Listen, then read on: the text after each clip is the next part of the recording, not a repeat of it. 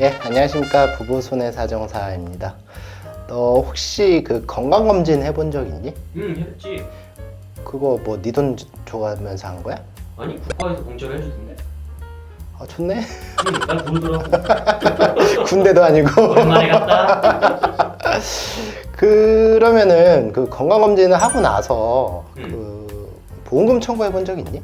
나는 없는데 내 옆에 동료는 뭐 청구했다고 그런 적은 있어.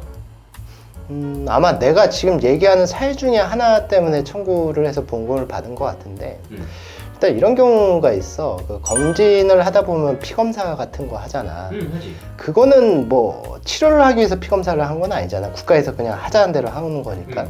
근데 이 피검사를 하다가 어떠한 이상이 있는 거야. 그래서 당신 좀 이상하니까 뭐 초음파나 뭐 CT 검사를 한번 더 해봅시다. 이런 경우도 있단 말이야. 그거에 대해서는 그 실비보험금으로 청구가 가능해. 오. 그러니까 이제 그 피검사나 거기까지는 안 되는데 뭐 초음파나 CT 검사 같은 경우는 이 사람 이상이 있어가지고 그걸 치료하기 위한 진단 목적으로 하는 거기 때문에 그 두 가지의 경우에는 이제 실비보험이 청구가 되고, 그다음에 또 이런 경우도 있어. 내시경을 같이 하는 경우가 많잖아, 검진을 하다가. 그치. 근데 내시경을 하다가 용종 같은 거를 떼내잖아. 그런 경우에는 수술비 보험금도 받을 수가 있어. 오, 좋네. 그리고 또 이런 경우도 있다. 그 보통 이제 내시경 하다가 이제 많이 발생이 되는데 그 뭔가 좀 이상해가지고 요거를 이제 용종처럼 제거를 하다가 조직 검사를 하는 경우도 많이 있어. 대부분 하는데? 그냥 용종만 그러니까 그 눈으로 봤을 때 용종이 확실하다라고 하면 조직 검사를 안 하고 뭔가 좀 이상하다라고 하면 조직 검사를 하거든. 근데 그 조직 검사를 하면 거의 이게 암이냐 아니냐 이걸 판명하기 위해서 하는 거잖아. 근데 이제 요거를 딱 떼내가지고 이제 보니까 그 의사가 이제 D37.5라는 진단서에 그 내용을 작성을 했단 말이야. 이 D37.5라는 게 이제 뭐냐면은 그 직장의 경계성 종양이라는 거거든. 근데 경계성 종양이라는 건 암이 아니잖아. 그치. 경계에 있는 거. 근데 이거를 암보험금을 받을 수가 있어. 어떻게? 이게 뭐냐면은 약관에서는 그 통계청에서 발행하는 이제 KCD를 기준으로 해서 암의 진단 여부를 확정한다고 하거든. 근데 그 KCD에서는 이 D37.5라는 그 진단명이 나오는 조직 검사 결과에 대해서 암이라고 규정하고 있는 경우가 있어. 그래서 진단서에 D37.5 경계성 종양이라 나왔다고 하더라도 조직 검사 결과 잘 보면은 암 진단비를 받을 수 있는 경우가 있어. 새로운 사실이지? 꿀팁이다. 그리고 또 이제 또 뭐가 있냐면은 또 마찬가지로 이제 조직 검사를 했는데 내시경 도중에 뭐 대장의 이형성증이라는 그런 진단이 떨어지는 경우가 있거든.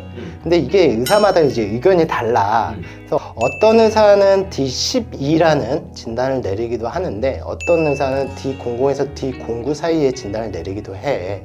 근데 D12라는 진단이 떨어지면은 뭐 진단비를 받을 수가 없어. 뭐 제자리암 진단비라든지 뭐 상피내암 진단비, 경계성 종양 진단비 이런 걸 아무것도 못 받게 되거든.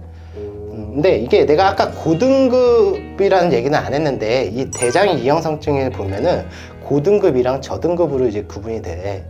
근데 저등급 같은 경우는 내가 보험금을 받지 못하는 게 맞는데 고등급 같은 경우에는 제자리암 보험금 받을 수 있다. 오. 왜 또 꿀팁이네? 이것도 마찬가지로 아까 내가 얘기했듯이 그 통계청에서 발행하는 KCD를 기준으로 해서 고등급 같은 경우는 제자리암으로 분류를 하고 저등급 같은 경우는 제자리암으로 분류가 안 되어 있기 때문에 혹여나 진단서상 코드가 D10이라고 나왔다고 하더라도 조직검사 결과에서 고등급이 나오면 보험회사한테 보험금 청구해볼 만해. 조직검사지가 가장 중요한 거네.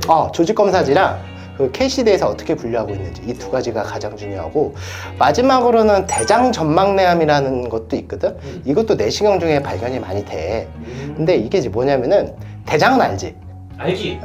대장에 있는 점막에서 암이 발생한 걸로 말해.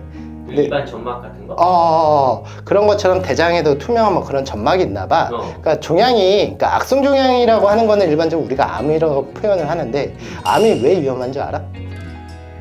뭐 전이돼서 그런 거 아니야? 맞아. 그러니까 이게 그 기관에만 국한되어 있는 게 아니라 옆에 기관들도 막 침범을 하고 그러기 때문에 그래서 위험한 거거든. 근데 이 대장점막내암 같은 경우에는 점막 안에만 국한되어 있기 때문에 어떤 의사는 암이 아니라고 얘기를 하는 경우도 있고 어떤 의사는 그 전이 가능성이 조금이라도 있으니까 이건 암으로 봐야 된다라는 의사도 있단 말이야. 그래서 진단 코드가 악성 종양을 의미하는 거는 C 코드가 나오거든.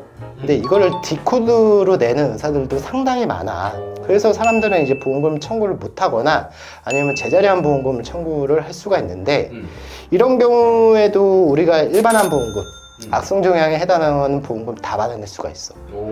이거는 대법원 판결도 있기 때문에 상당히 뭐 좀 명확한 그런 기준이긴 하지. 근데 이제 잘 모르지 사람들은. 왜냐하면 코드 자체가 D 코드로 돼 있으면 이건 악성 종양이 아니다 생각을 하기 때문에 그치. 잘 몰라서 포기하는 경우도 있고 다만 이거는 되게 중요한 부분이 있는데 언제부터인지 시점은 내가 정확히 말은 할 수 없는데 어느 순간부터는 대장 점막내암을 일반 암에서 제외를 하고 있어.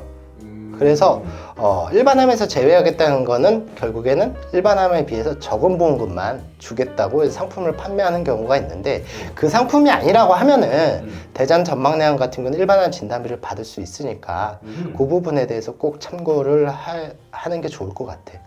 와, 그 대장암, 대장점막내암 이거 되게 어려운 거구나.